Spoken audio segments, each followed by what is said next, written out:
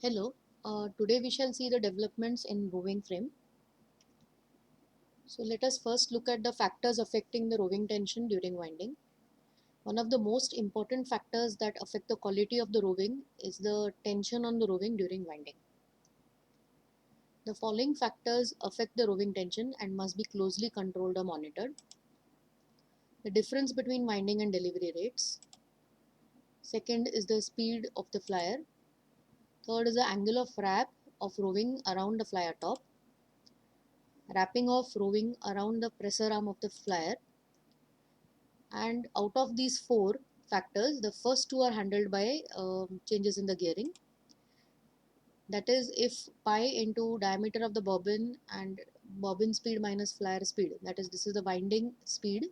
If it is equal to the front roller speed, that means that is the delivery speed. That is, if delivery and winding are equal, then definitely there shall be no tension variations due to winding. So this first point can be taken care of. Also, the speed of the flyer can be adjusted as per the gearing. Only the third and the fourth point needs some extra attention, and that is what we are going to see in this particular lecture. So before we understand anything, we should know the flyer construction. To understand the effect of flyer related tensions on the roving, one must know the construction of the flyer. So this is how the flyer looks like. This is the flyer top, this is the hollow leg, then there is a pressure arm, then this is the solid leg. The flyer has one hollow and one solid leg, which the solid one, it balances the hollow one. So when we can see over here, on the right hand side, this is a hollow leg, and the solid leg just is there for balancing this particular leg on the other side. The hollow leg guides the very sensitive strand. It's a strand of fibers from the flyer top to the package without introducing false twist. So the hollow leg is helpful in guiding the fiber, whatever strand of fibers is being delivered by the front roller, that is being guided properly through the hollow leg without introducing any false twist. We must understand that the strand is highly sensitive here, and little bit of tension will lead to a quality deterioration in the roving. So without introducing false draft, this particular hollow leg is able to guide the roving up to the bobbin. This is important because the roving only has a protective twist at this stage, and also because the flyer is running at the speed of 1500 rpm approximately and must be protected against strong air currents. So why this is important is, if suppose this hollow leg was not there, then strong air currents would affect the quality of the roving. Also, that and these strong currents are created because the speed of this particular roving frame has reached up to a stage of 1500 rotations per minute. And at the same time, we must remember that roving has got very little twist, and therefore it is not very strong at this particular stage. The hollow leg carries a pressure arm that is capable of swinging around the hollow leg. So on the hollow leg, we can see this pressure arm, which can actually swing around like this on the, it is just hooked onto this particular leg at the bottom portion of this particular leg over here. So with this background of construction of the flyer, let us look a little bit detail into the hollow leg of the flyer. The earlier hollow legs of flyer had a straight slot. That means very conventional ones, they had a straight slot like this shown in the figure A. But later on it was found that it's better to slightly curve them as shown here in B. This would prevent the centrifugal force due to the high speeds from throwing the roving out of the slot during running. Especially for fine rovings, this particular curved slot would be beneficial. So the flyers must be perfectly smooth to prevent accumulation of fly, etc. That could affect the quality of the roving. So one must be very careful. The flyer was a very important part on the roving frame, and it was made perfectly smooth, highly polished part. And because it was done because it could easily affect the quality of the roving. The groove allowed for easy accessibility and piecing, but the roving would press against the inside of the groove during running. One major disadvantage here was having the grooves was that when during running the roving would, because of the air currents, would press on the other side on the metallic part or rather the inner wall of the particular groove, and because of that it would introduce false drafts due to friction. So these were increased, there were increased end breakages in such designs. So such designs would lead to higher end breakages due to friction and introduction of false drafts. So the modern design is something like this, which will have a closed leg. There is no hollow, or rather a slot in this particular. It is hollow, but there won't be a slot in the hollow leg for easy maybe piecing. So the modern smooth closed tube design guides the strand in a completely protected environment against the airflows. So the airflows will not be able to affect the roving anymore. Piecing is somewhat difficult with such designs. So one can easily see that piecing might become a little bit of a problem in case of breakages. So with this, let us look at the passage of material through the flyer. The material delivered by the front roller, it passes through the hole A, that is shown here. This is the image of this particular passage, and this is the cross section that is being shown for better understanding. So the material delivered by the front roller will, as you can see, it is passed through this particular hole from the top at A, and then this side hole is there through which it will enter and it will come out from B, which is a hole in the side of the flyer top. So now this is the top view, which shall clarify still further. It takes a wrap around the top. So as soon as it comes out of the side, one can see the roving has entered, the strand has entered at the top, and it has come out from the side like this. It will either take no wrap and directly go into the hollow leg, or it might take a 180 degrees wrap around this and then go into the hollow leg. And it will, after once it goes into the hollow leg, it will emerge from the bottom of the tube. So this is how it goes. If we see the cross section, one can easily see it. The A, from A it has entered. It has come out of the side hole B, and it has entered the wrap. As we already mentioned, it can be no wrap or maybe 180 degrees wrap, whatever the condition. It will come out of this hole B over here and enter the hollow leg and come out through the bottom. And after this, then it will take the support of the pressor arm. This is the pressor arm.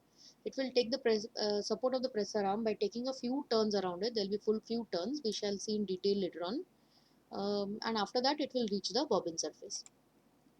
So this is how the roving will come out at the bottom of the hollow leg and then take a few turns around the pressor arm, and through the pressor eye it will be led to the bobbin. So it is simply guiding the roving safely to the bobbin surface.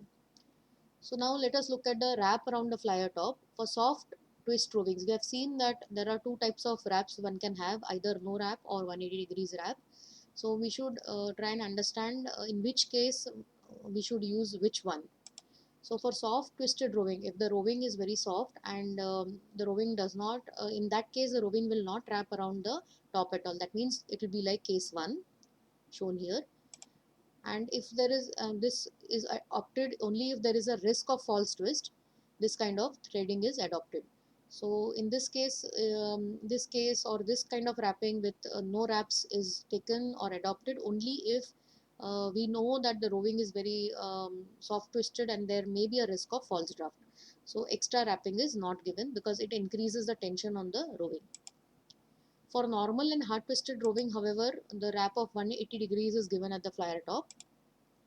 It is selected for high-speed roving frames that wind large packages with high twist levels. As we have already mentioned, it will increase the tension on the roving. So only if the roving is capable of taking such high tensions, only then this extra wrap is given. So what is the advantage? Because the wrap permits better control of the roving tension and the bobbin is more even if we have this kind of a wrapping. But this kind of a 180 degrees wrap is only given, we must remember, only in the case of where the roving is able to take this kind of high tension uh, in itself. And this happens only if there is a high twist and if we are going to use high speed roving frames. So the bobbin is going to become more even, and this happens because of the hard twisted coils. So with this, let us look at the wraps on the pressor arm. We also said that the roving, after it comes out, it will take some wraps on the pressor arm. A steel yoke or a pressor arm is attached to the lower end of the hollow flyer leg, and we know that this is able to swing like this around the freely around the flyer hollow leg. The arm guides the roving from the exit of the hollow tube to the package. The number of turns around the pressor arm determines the roving tension. Again here, this will also add to the tension of the roving. Higher the turns, more compact and harder is the package. So with higher turns, one can have a more compact package. Too many turns, however, may result in roving breakages. The number of wraps are decided as per the twist levels and the material being processed. So depending on our requirements, the number of wraps are decided. Usually it is 2 to 3 turns as shown. Here we can see there are 2 turns that the roving has taken, whereas here it has taken 3 turns. And as we have already mentioned, because of this, there will be higher tension in case of 3, and we must decide as per our twist levels that are there in the roving, as well as the material that we are going to process. So with this, let us come to another concept, that is twist insertion, how it is done and what is meant by true twist. Old flyers have smooth flyer tops. Due to the rotation of the flyer, a true twist is generated in the roving. So this we know, as soon as the flyer rotates, by one rotation, one twist is inserted, and that twist is going to be a true twist. We shall see what is true and what is false. True twist actually means this is a real twist, and this will remain in the bobbin till the end. So one can identify two types of twist in the roving on modern roving frames, that is true twist and false twist. True twist is inserted in the material when one end is revolved around the axis of the material at a quicker rate than the other end. So this thing we must remember, only if one of the ends is revolved around the axis of the material, only then we will get true twist in the material. So this is the top view. As we've seen earlier, the roving enters here, and we can see the center of the flyer or the spindle is here at A, and the hole that is there through which the roving then comes out from the side is at some distance from this particular center, and this distance is shown by this particular red arrow here. And one can see that opening B is out of center of the spindle axis at A. So it is some distance away from the actual center. The roving is inserted in the hole A and pass through the small opening B in the side. Opening B is clearly out of center of the spindle, and B describes a small circle as the flyer rotates. So B actually acts like a sort of grip to hold the roving over here, and it will try to rotate it around in a small circle, because this is where it is held, and it will rotate in a small circle, but it is still rotating around the axis that is shown at A over here. So this condition is exactly like what we have just mentioned, that one of the sides of the material should be held and the other side should be revolved around the axis. So if we carefully try to understand the situation that we are in, that one of the ends of the strand is held by the front roller and the other is being revolved around the axis. So it is obvious that the true twist is being inserted. So here in this case, definitely we can see that the true twist is being inserted. So then let us try and understand what do we mean by false twist and what are false twisters. So in the image that we see here, the top rollers are removed and one can see the twist has reached the front roller nip through the unsupported length.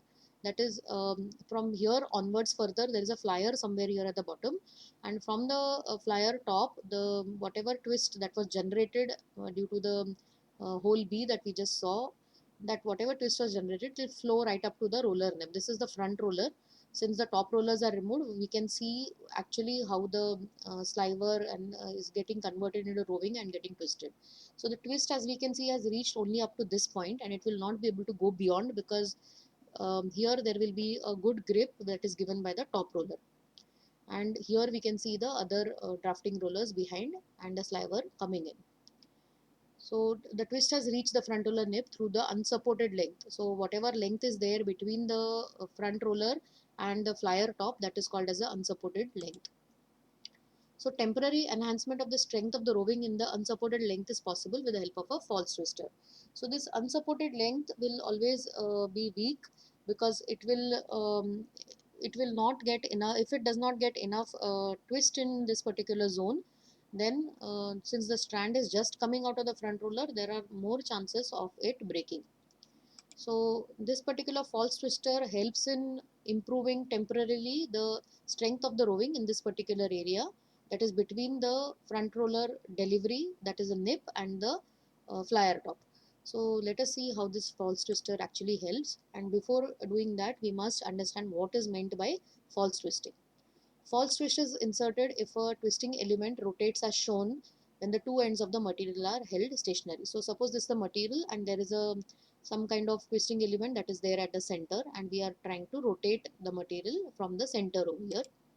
So in that case, equal and opposite twists are inserted in the portion above and below the twisting element. So as we can see in the top portion, S twist has been inserted, and at the same time Z twist is inserted at the bottom. So now in this situation, if the same setup that is there over here, if we give some further, if we give some movement to the yarn as shown, so now it was stationary, and now I'm allowing the yarn to move in this direction. So it is observed that the S twist is cancelled. Now here there was S twist in the beginning. As soon as the S twist comes out of this particular twisting element, it gets a Z twist. So since the twists are equal and opposite, therefore the S twist is cancelled out by this Z twist. That means it is getting twisted in the opposite direction to this direction, and therefore they cancel out each other, and finally whatever material is just coming out of this particular twisting element, one can see that there is no twist that is there in the output. So as soon as the material comes out of the twisting element, due to rotation of the material in the opposite direction, there will be no twist in the output. The final result is that there is no true twist in the output roving due to the false twister. So now let us see how this false twister is actually going to work in this particular place.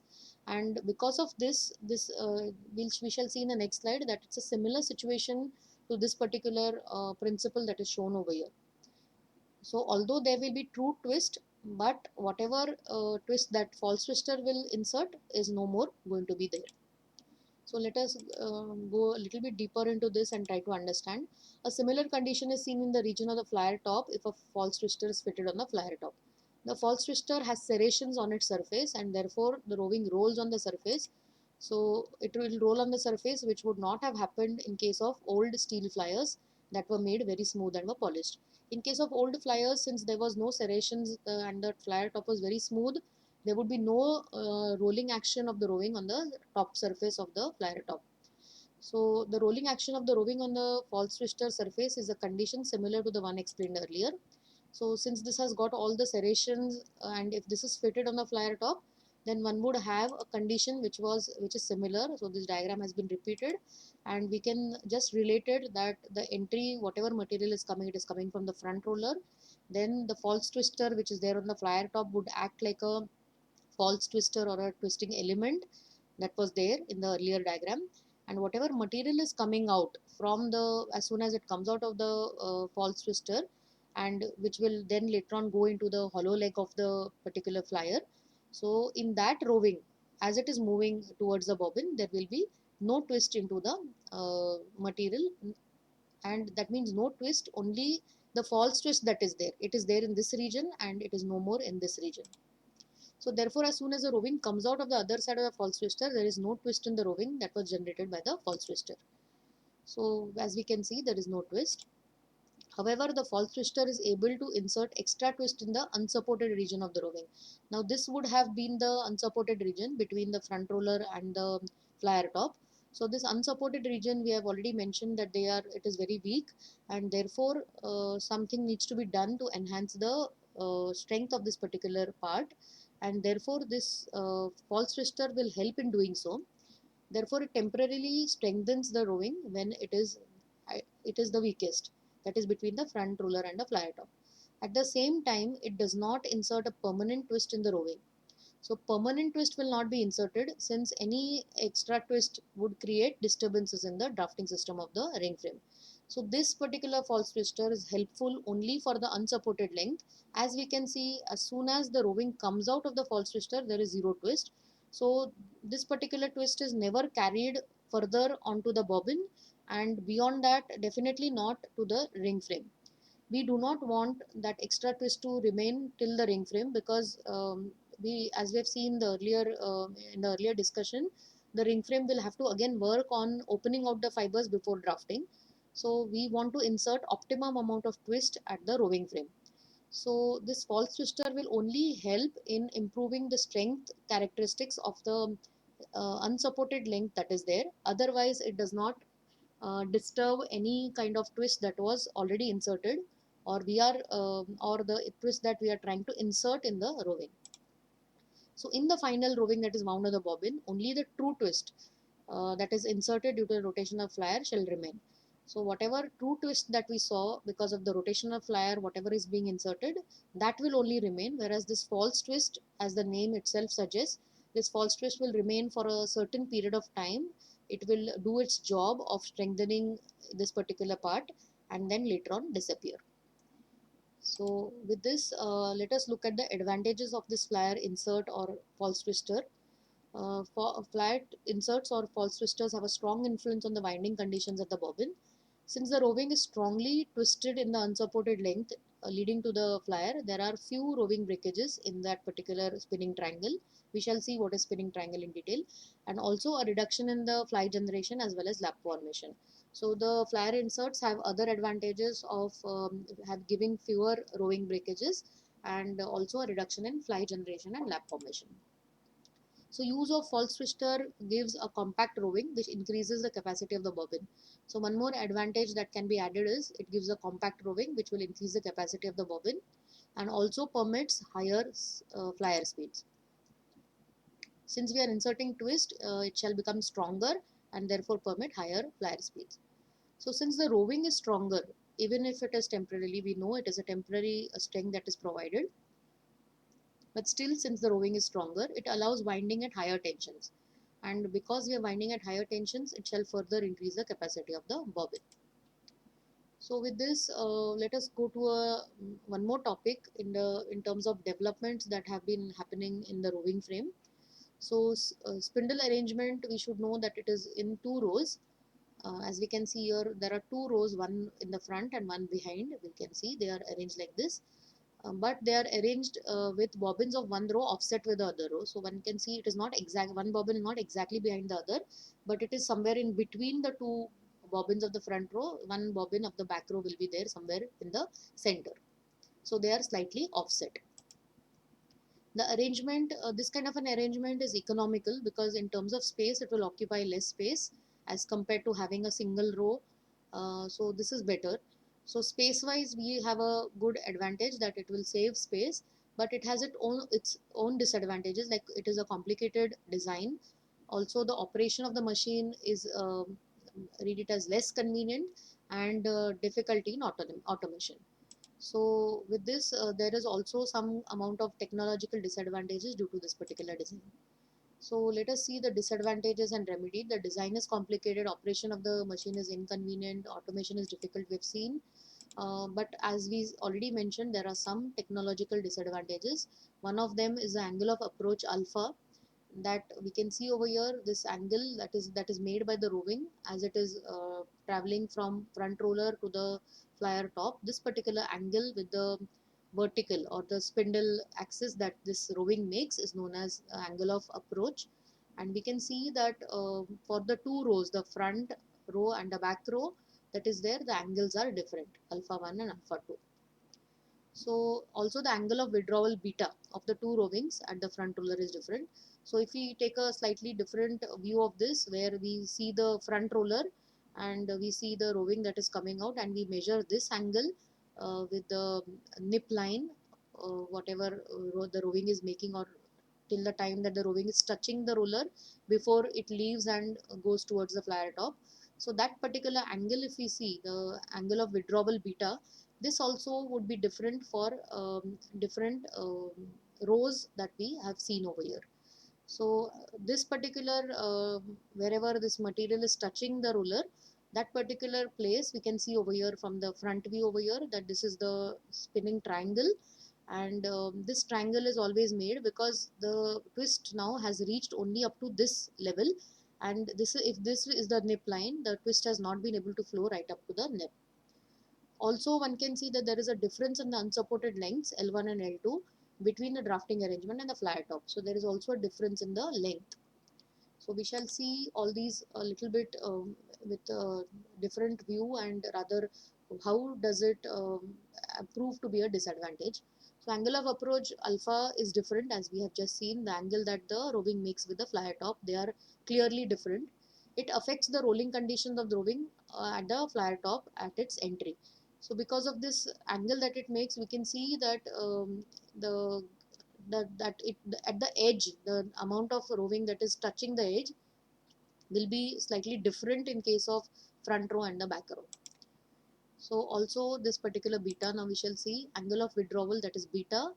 It affects the length of the spinning triangle. So front and back roller will have different beta and different length of this particular spinning triangle from the nip to the end up to where the twist is able to reach. So larger spinning triangle means weaker is the strand for a larger distance. So if this is a big triangle with a longer length, that means the strand is weaker in this particular area, and this is a larger for a larger distance it will be weak, and therefore more chances of breakages. This happens because the distance of the flow of twist to the roller nip is different.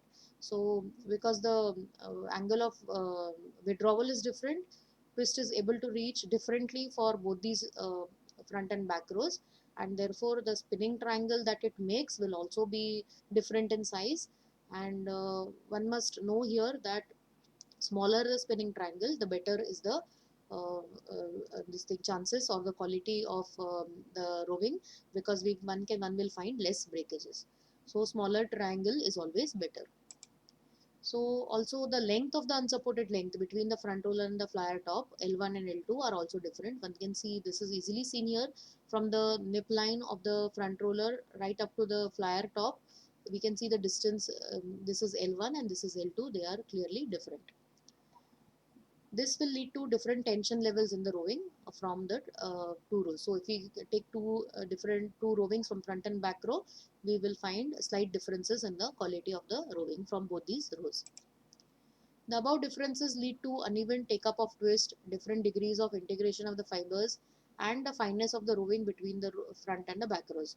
So all this will be affected because of this. And so then let us look at the remedy, what can be done in case if we have to really fix this.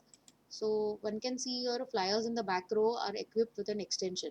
So just to make this angle same for front, and now you can see that if the back row is given a slight extension to the flyer top, one can see that both the angles have become equal. So flyers in the back row are equipped with an extension which eliminates the problem of differences in angle. So this is the sketch, and this is the actual figure or the image of the rowing frame. We can clearly see that the back row has been given a slight extension at the top, which will take care of the angle differences in the two rows. So with this developments regarding rowing tensions, the developments in the rowing frame, we have seen majority or the main developments that have happened over a period of years.